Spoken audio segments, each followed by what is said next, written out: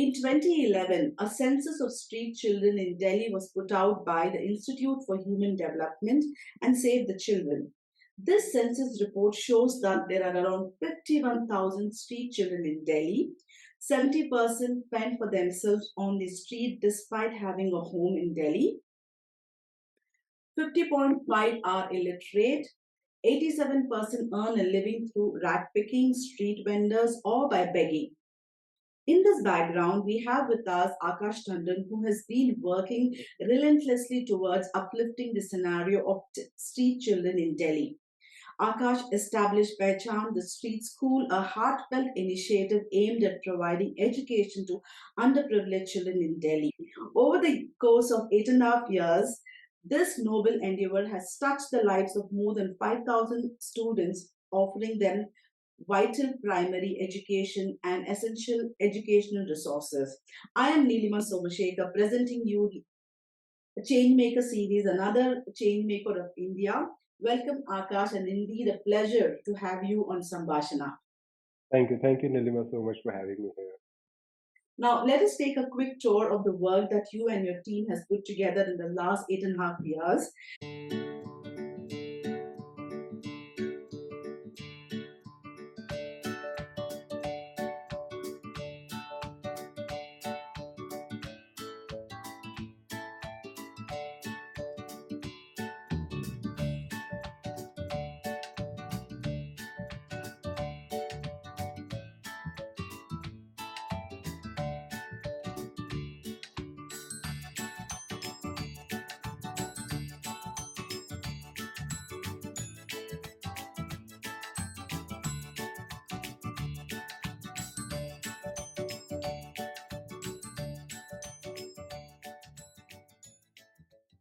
How are you doing today, Akash?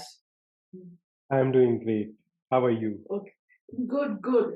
Thank you so much once again. And before we deep dive into the core discussion about the work and the street children's in Delhi, I would want your little thoughts on marketing and development sector are a great combination, according to me. What do you have to say on this? Okay, that's a tough question, I guess. I mean, I'm an engineer by education.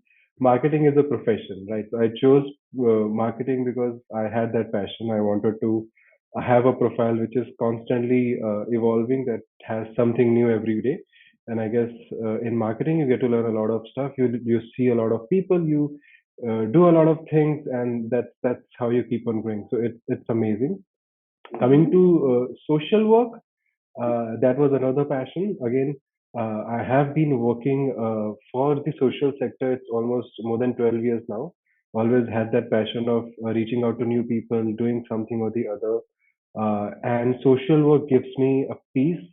Uh, Education, work, it's all something like a part of your basic necessities, right? You have to run your life, you have to have your all expenses and everything.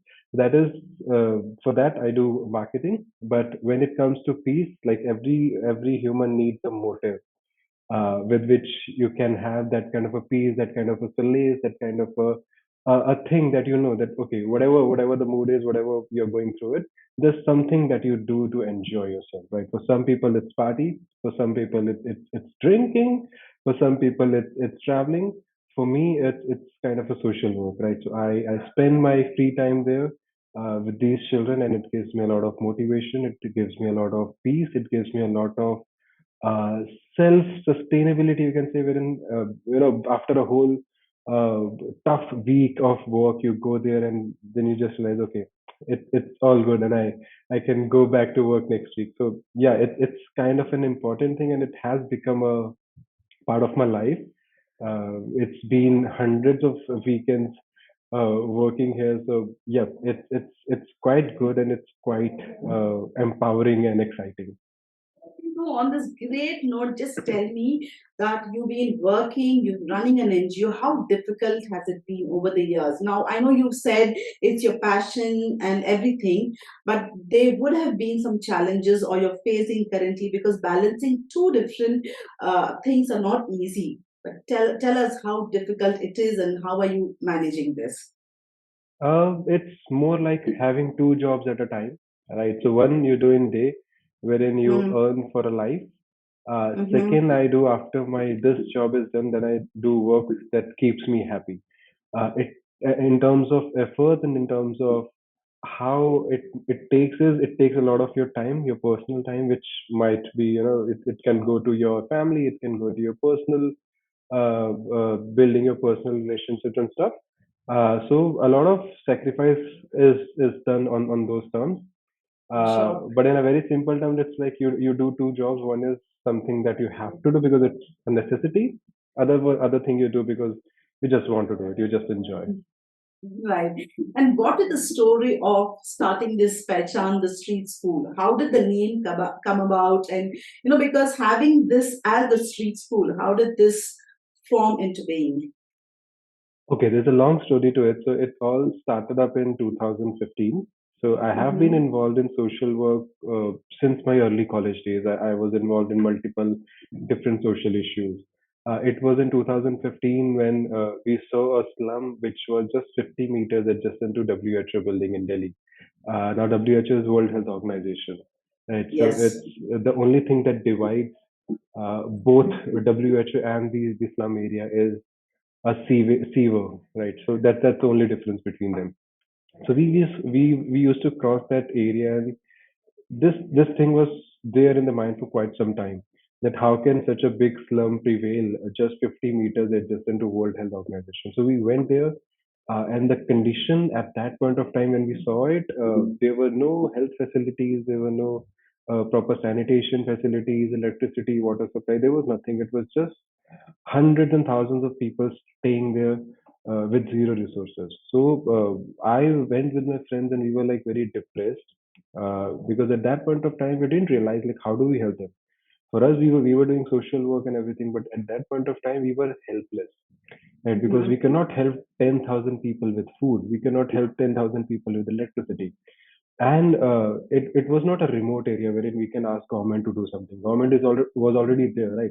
You in 50 meters you had World Health Organization. In like in nearly 1 kilometer, you had Delhi's CM's workplace. In 1.5 kilometer, you had Delhi Commissioner's office, and within the range of 3 kilometers, you have Rashtrapati Bhavan, you have India Gate, you have all the ministers staying there. Still, if that place is there, so it actually demotivated us. So we Mm-hmm. thought like how do we help them? There's nothing that we do can actually help these people, and that was the moment wherein I realized that whatever you do in terms of social work, right? You feed someone, you give someone money, you give someone anything. That social work would eventually end as soon as you stop helping them, Yes. right? Yes. Yes. Nothing in the world would stay. Whatever you do Mm-hmm. in social terms, Mm-hmm. nothing would Mm-hmm. stay as you stop. Mm-hmm. Education is the only thing. If Mm-hmm. you give it to someone, it will never end. It will only grow. Mm-hmm. It will only stay with them. It will only make that person better, even if when you're gone. Absolutely. Right. So Mm. that was the time we realized that okay, if we can't give them something, let's just give them our free time. We saw a few Mm. children playing in the same sewer. Uh, they were at very bad condition. We just called them up and said, okay, what do you do there? They're like, we don't do anything, right? So we started interacting with them week on week. We started first we used to play with them, and then once they were friendly, we started teaching them, saying, okay, आज ये पढ़ेंगे, आज जैसे करेंगे, and then things went Mhm. on. After a few days, since we started teaching them, they were not having any resources, right? So we used to take notebooks, pen, pencil, and all the stuff with them.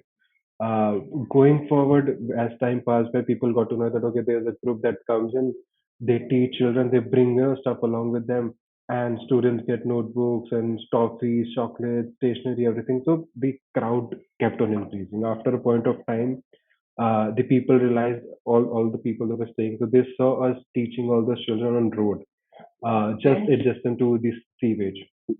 So they Mhm. they told us that okay, you are doing some good job. Don't do it on road. We have a Mm. community space. Please use that space and teach them wherever you want to. So from Mhm. there, the whole thing started up. Uh, so how the name came in Pehchaan the Street School, because all the people, all the students, or rather all the children who we were targeting, it they were like they had zero identity. They were just Mhm.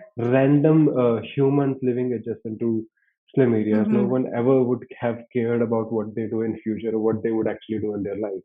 Right. Mm-hmm. So we basically tried to give them that motivation, that kind of an identity wherein they realize that, okay, even being at this position, we can also do something in life. Mm-hmm. And street school is because we wanted to create a conventional school, just like any other Mm-hmm. school people would come, but in an Mm-hmm. unconventional manner, right? This Mm-hmm. is a place wherein you don't go to school, school comes to you, Mm. right? Okay. We Yes. wanted to Mm. create that structure. And since it is not a structure, like majority of centers are not structured, there are no classrooms, there are no buildings, there are no walls. It's just open place, right? So if Mm-hmm. just as street, wherever you find them, we go and teach them. So that's Okay. how the name came in, and it's been 8 years. By 2020, we were having around 6 centers with around 500 students. COVID came in, everything got shut down. We lost all our centers, we lost all our volunteers, we lost all our resources. Later Mm-hmm. in 2020, we again, when the lockdown got over, we went on ground, we started to set up, and again, then the second wave came in. So we Mm. lost a lot of our resources. It's in late 2021 we started again, and Mm. it's been almost 2 years. Now we have 10 centers across Delhi NCR with over 1,200 students who are Mm-hmm. currently studying, and the kind of registration we are having every week. We Mm-hmm. expect somewhere around 1,500 students by the end of this year. I want to interrupt you here, Akash. When you say registrations, what does this mean? Someone has to register to, come and be a part of your school. Yes. So as I said, we wanted to create a conventional school structure.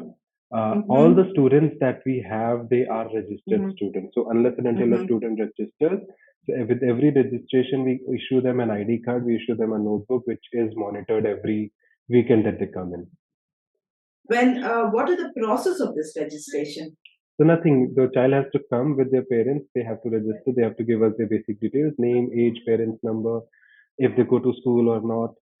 That's it. Mm-hmm. We issue an ID card, and that's Mm-hmm. done. Right. So the basic objective of having this is to identify, because when you go into slums, there are like hundreds of students. They come in. Yes. Yes. So how Yes. do I identify who are you teaching? Mm. And we don't want to keep it like a rent. So a lot of organizations, I don't want to mention this, but a lot of organizations, even college societies, they do this stuff, right? They'll go in huge numbers once a month. They'll go to a slum. They'll teach 100 students, and then they'll be lost. Right. Then again, Mm-hmm. after a month, they'll be conducting those activities.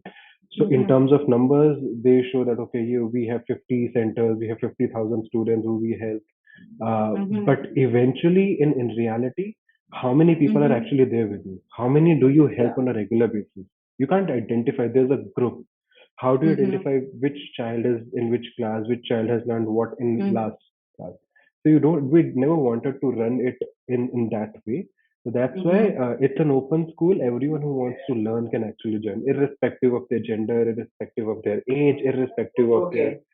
community, right? But the only thing is they'll come, we'll register them so that we have a record, and we'll be issuing them a Mm-hmm. notebook so that every week we can track what are they learning. So Mm-hmm. that's the kind of process we have. Now that you have given us a background, how this is, formed and how many centers you have, what are the time, is there a time limit and what exactly do you teach in those number of hours in the school? So usually we have 3 days on weekends, like Saturday and Sunday, three days each. For students who are in elder classes, who need dedicated support, we also have online volunteers who can teach these children on weekdays as well.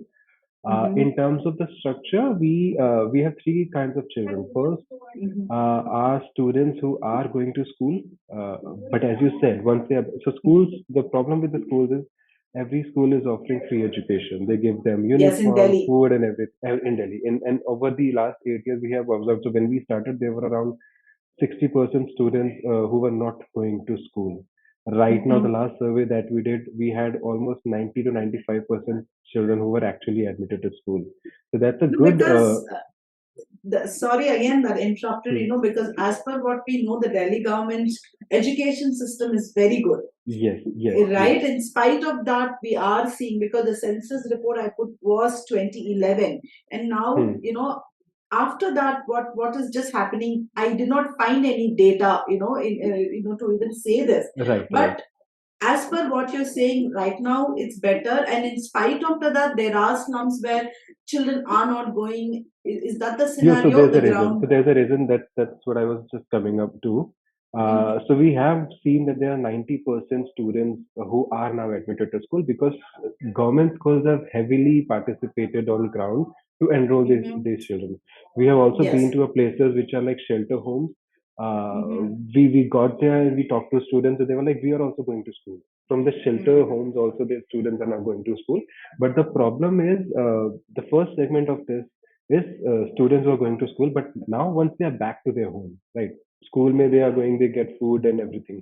Once they're back to home, who they are coming back to? Their parents not educated, neighbors not Yeah. educated, friends not Mhm. educated, relatives not educated. No one around them is educated. No one Yes. asked them, what did you learn today in school? Yes. Nobody asked them, did you have to did you revise what you learned from school? So what happens is once they're back there again to a circle wherein they'll go back begging, they'll go back rack picking, they'll go back, okay, we'll Yes. do this, we'll do that. So there's no one to monitor them. That is Yes. reason one. Second reason brings us the second segment. So first is this segment, right? These children need someone who can guide them, right? They Absolutely. go to Yeah. school because it's free. They get Yes. fun, they get food, they get elements. They don't realize what the education values of education, right? Second category of students is the same student when so initially they'll keep on passing, right? First, second, third, fourth, fifth. After fifth, sixth, seventh months, they realize that okay, now I have to use my brain, I have to use my concepts. They start to fail. If you Hmm. fail for 2, 3, 4 years, then eventually either school will throw you out or your parents will tell Yes. that you can't study, right? You are failing it, just Yeah. leave your school. Yeah. That is the second segment of students, which is dropouts. So Mm. the second category of students that we have is dropout.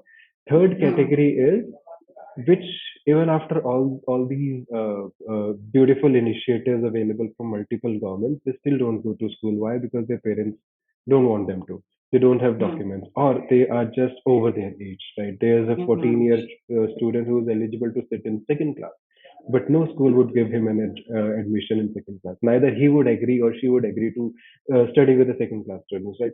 So these are the three categories of students. So the first category needs an extra attention so that they don't drop out. Second segment and third segment needs help because no one else would teach them. And they have lost that hope that okay, hum nahi pढ़ Because it's sakte. it's a community where they come from, and they go back to the community where they don't Exactly. have a support system. Exactly. Right. Yes. If Yes. you see students around you, right? Students from 10, Mm. 8, 9, 10th, 11, they are from such beautiful schools, from such great families. They still need tuition. They have good Yes. English, they Yes. have good grammar, they have good math. Still, Yeah. they need And we are tuition. talking about slums, here. Exactly, exactly. Yeah. So there are some very genuine issues, and that's how we categorize different students. We Mm-hmm. follow a proper curriculum which is more like a topic based. So depending Mm-hmm. upon which group we are teaching and which category they fall in, we identify Mm-hmm. topics that okay, if there's a child who is in second class, whatever the age that person be, there are certain topics that this child has to know, right? In maths there are Mm. certain topics, in English there are certain topics.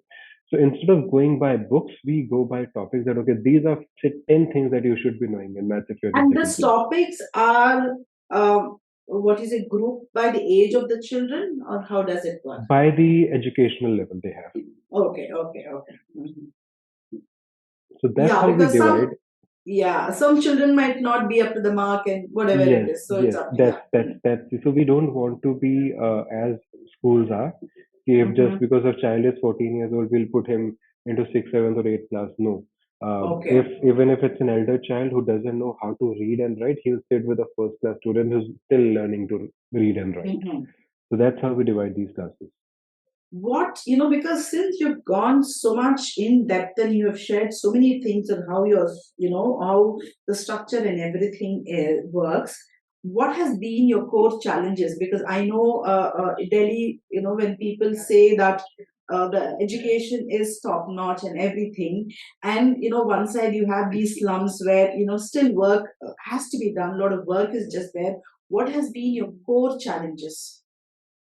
Core challenges as being an organization that is completely volunteer driven. So just to tell you, Mm-hmm. we work completely volunteer driven, right? None of our volunteers, none of our interns, none of our members, are actually paid. Mm. We are not Mm. funded by any government. We are not funded by any corporate. It's Mm-hmm. all crowd Mm. funded. Right. So Yeah. the top three issues, if I tell you first, is uh, since we are only working on volunteer level, resource crunch is a very important issue. We have volunteers who come in. We currently have over 400 Mm-hmm. volunteers who are working just on ground actively, right? And over the Mm-hmm. period of 8 years, we have over 5,000 people who have actually worked with us. But Mm-hmm. sustaining volunteers is an issue because people work till the time they enjoy. And you know that even if a person is coming after a month, 2 or 3, they'll eventually go. And so that's an issue. Resources are not regular. So since even if we try to build something, after a while a new people comes and then again we have to train them. So there's a constant training and then drainage of I know, I know. resources. Are you tied up with someone for addressing this resource crunch, like colleges or any other Yes, yes, yes, organization? yes. So we are hiring interns from colleges. We are hiring interns from various institutes. We Mm. are also available on all the platforms. We get volunteers from corporates also. So again, Yes. it's an open platform where anyone and everyone can work. So that is Mm-hmm. one issue. Second issue that we face is since we don't have any paid structure, because Mm-hmm. usually slums they don't have a structure wherein you can create something, right? So it's Yes. majorly an open thing. So I'll tell you the first center that we opened up was in a temple, right? Mm. The second last center that we have just recently this year we have opened, it runs in a parking in a gurudwara, right? Okay. I The read that last your this temple you're painted up and all that. I read that. Yes. The latest center that we opened up is running in a mosque. So we were actually Mm. teaching children just in front of a mosque. There was a big park, but due to the Mm-hmm. monsoon and everything, because of Mm-hmm. rains, there were too much of grass, right? So So you the guys are cutting across all the religion barriers here. exactly, and the problem is again, and some of our centers run in open park. So the problem is since these centers are not owned by us, usually Mm. people come and create issue. I'll tell you an Mm. example. We were looking for a center at one of the Mm-hmm. locations. We Mm-hmm. started a class in a park. It Mm-hmm. ran for over a month, and suddenly there's a retired person, very professional, very educated. He comes in and says, "You cannot run a class here." I said, Mm. "Why?" He was like, "I guess double of my age." I said, "Okay, sir, but why?" He said, "I won't let you teach children." So we had Mm. more than 80 students who were studying there. He said, "No, this is Mm. the last time you're coming here. Just get out of here." I said, "Why?" He said, Oh. "Because you'll." So that was again a monsoon season. That we are growing new flowers here. Your students would damage them. Right? Oh. Okay. That Okay. man actually he asked a guard to sit outside that park every Saturday and Sunday, lock the gates of the park so that no one enters. Well, So parks that are supposed to be public property, right? exactly, but they didn't agree, right? And you cannot argue with Ah. an old person. And since he was actually the Okay. head of RWA, right? Mm. So again, and we don't have that much time that we go and fight with people. Is that okay? Mm-hmm. You don't let us teach here. We'll Mm-hmm. shift to someone else. So we moved on to some other park. So Okay. infrastructure has been an issue. Mm-hmm. The third issue is again, as I said, we run completely on crowdfunding basis. There are a lot of Mm-hmm. things that even if we try to do, we are dependent on people, right?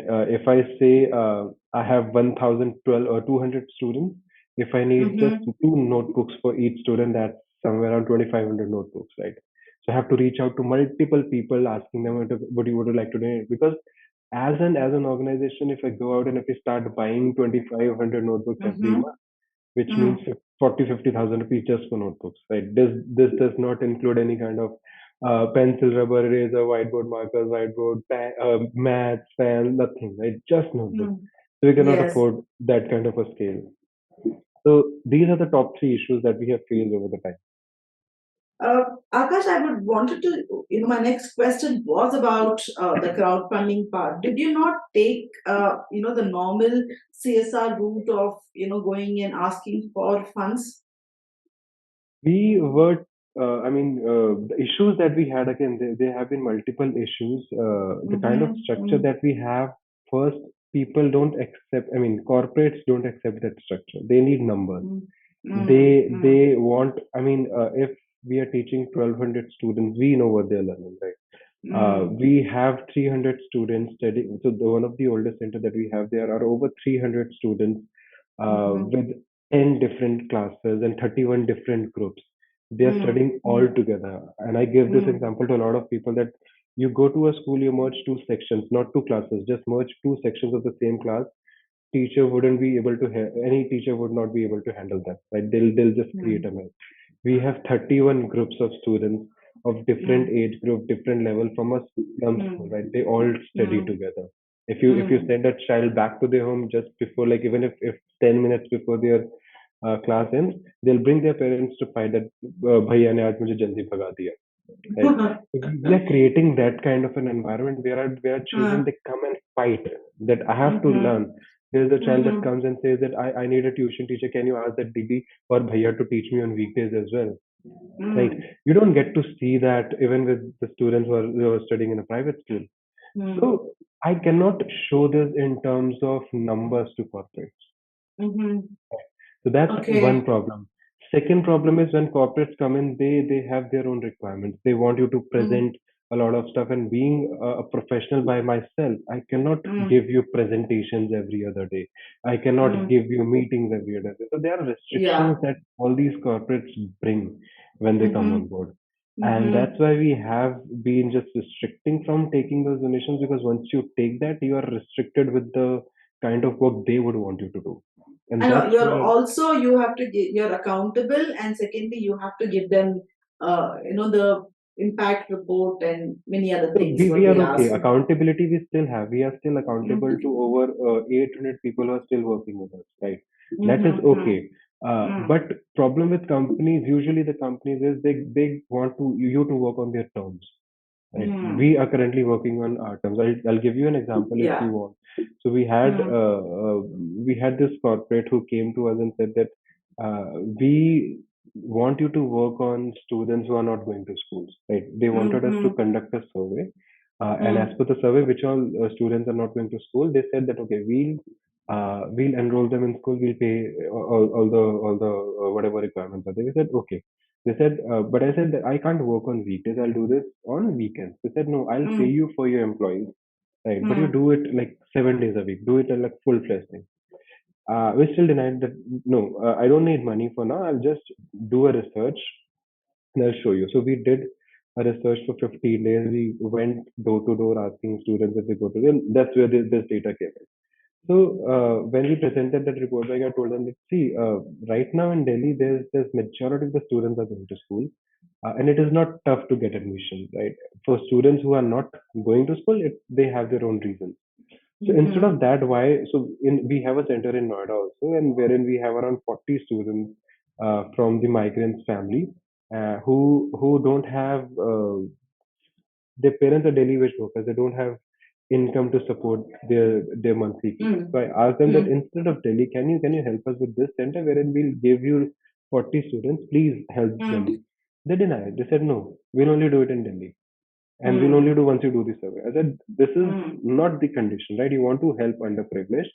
I, as an organization, am giving you 40 students who need help. Right? They said, no, we don't care. आप कहीं से भी लेके आओ, बस बच्चों का admission करा दो. I said, okay, this is not something that I would want. Like, I cannot discriminate students just because that student is in Noida, not in Delhi, and a person who actually needs help. That company was denying that we won't help them. We need a specific newly researched students who we can show that we are admitting. So we actually denied the offer and we said, okay, we don't want to participate in this. So there have been cases wherein companies have conditions for which you sometimes have to go away from the basic ethic, basic, the kind of what do you call basic objectives that you have. So for over 8.5 years, we have had kept all those objectives in mind. We have that kind of a constant thing that we have kept, that we are working for this cause, which does not discriminate you basis of your location, your gender, your color, your age, whatever background you are, and we treat everyone equally, right? And if the company, because of your money, if I have to go away from my basic objectives, my basic values, I don't want to participate. Got that. You're very clear on who you want to work with and who you do not want to work with. Yes, because we have spent 8.5 years. Like I have spent I'm my eight sure. and a half Yeah. years, right? And I Mm, have been able to sustain this, even being a volunteer-driven organization. If the kind of people we have, so we have 400 people active as of now who are working on ground, and we have mm, over 400 people who are working online for us across different domains. Right? So we are mm-hmm, keeping 800 people work together without being paid. And it is mm. because we have that kind of a value structure which we follow. So So you we have cannot even compromise. online volunteers also. Yes, yes, yes, we do have. Mm. So people can register if not they not necessarily be in Delhi, they can be in outside Delhi as well. Yes, anyone can volunteer. Okay, okay, okay. Now, with the last kind of a detail which I would wanted to ask you is there a way you measure your impact, or would you like to share some impact stories with us? Yes, there are a lot of stories. I'll tell you a story of a child. So that child has been studying with us for over 7 years now, right? So till Mm-hmm. last year he was a normal student. He Mm-hmm. used to come. He never used to study. I used to Mm-hmm. tell him, ki, why are you not studying? He's like, I don't want to study. I'm just there to have fun. So we never focused on him. This Mm. year he failed in ninth class, right? And he was very Okay. happy. He was very happy when he came with the result. And I was like, what happened? He said, I failed in my ninth class. And I, why are you happy? He said, because none of my parents actually scolded me for this. So Mm. he didn't realize that failing was not an issue for him, but just because his family is not saying something, he was happy for that. Mm. Apparently, last year in November, we had a volunteer who was a sketch artist. So that person joined us in, and he said that I Mm. want to teach sketch to students. I said okay. Mm. So he started taking extra classes for students. By chance, this particular child enrolled in that class, and for almost 3 4 months, he kept on learning sketch, sketch, sketch, sketch, sketch. Mm. After this result thing, one day he comes in and says, can you give me a tuition teacher? I was like, okay. Like after Mm. 7.5 8 years, the person suddenly comes in, and the person who was happy that he failed in ninth class, he comes to me and says, "Can you give me a tuition teacher?" I said, "Why?" He said, "I want Mm. to study. I want to Mm. pass ninth this time." I'm like, "But why?" He said, "Because now." So because of that sketch thing, right? He learned it so well, and he was connected to the art. He said, "I have created my Instagram page, and Wow. I'm showcasing my art there, and I don't know how to write captions because you have to either write English or Hindi, right? He doesn't know how to write. Like I understand that if I have to be an artist, I have to learn basic English and I have to be educated for that. Otherwise, people won't talk to me. I said, "Oh, finally No. you realized." They said, "Yes." Now that student is actually appearing for ninth class again from his school. Wow. Parallelly, he also has said that now, since I have wasted a year, I am parallelly also doing 10th from open. So this year I'll appear for both the exams, ninth and 10th. Right. So Wow. please give me tuition teacher. So just imagine a child from slum who had zero motivation to learn. Just because Mm-hmm. you gave him by chance you gave him a motivation or an objective for Yes. life that has completely changed the perspective, right? I There's a totally like understand. These kind of experiences have no boundaries, right? They are exactly. limitless, and So it's so self-satisfying, right, Akash? it gives you an example like sometimes people just need motivation, Yeah. right? Because they are demotivated. That I'll tell you there's another student who has been studying with us for over 8 years now. He was one of the Mm-hmm. first student of ours. Mm-hmm. He will appear for 12th this year. We have been sponsoring his education, his educational supplies, even internet recharges for over Mm-hmm. 3 5 years now. Mm-hmm. That child would appear for 12th. He is the first child in his family to appear for 12th. He is the first child Yeah. in the whole community to appear Wow. for 12th. Right? The There's bus another girl. gen. Exactly. There's another girl who was one of the oldest students of ours. She has just got admission in college. She's the first girl in her family to go to college. So Wow. there are so many That's, experiences I that know. we have at these centers, and which again these numbers I cannot present in sheets. These are Yes. experiences that these students are, and You can these make case studies out of this, Akash. out of my little experience in the in this sector, you can make Mhm. case studies out of this and start presenting, to corporates, and maybe that's the kind of an impact that you can showcase to the world. Right, right, right. Right? Yeah, yeah, yeah. You can do that. Okay, thank you so much for sharing this such wonderful stories. Now, we are coming to the last, this closing up this segment. Before we could wrap up, this one question is, as an NGO, how important it is to market your NGO. That's my last question in this segment. How important? So we actually realized how important marketing is when Hmm. we wanted to have volunteers, right? To Mm-hmm. help 1,200 students, you need numbers in like volunteers in hundreds of numbers, and people only so whatever you say, social work or good heart, doing this, doing that, people fall for fancy things. And if you don't show them that you Yeah, are fancy, yeah. you have such big Mhm. network, nobody would want to work with you. Okay. Right. So that's how we have to behave. We have to go and shout that, hey, we do this, we do that. You have to sometimes present it in a way wherein people actually get attracted. And Mhm. fortunately or unfortunately, it's a reality. People don't come, they won't work with you unless and until they find you fancy. Although we have been having some good and very generous people who are actually Mm. working, and considering the environment that we have, we don't pay anything, right? So Mm. everyone who comes, if they stay, we know that if this person is staying for more than 3 months, they're actually there for social work.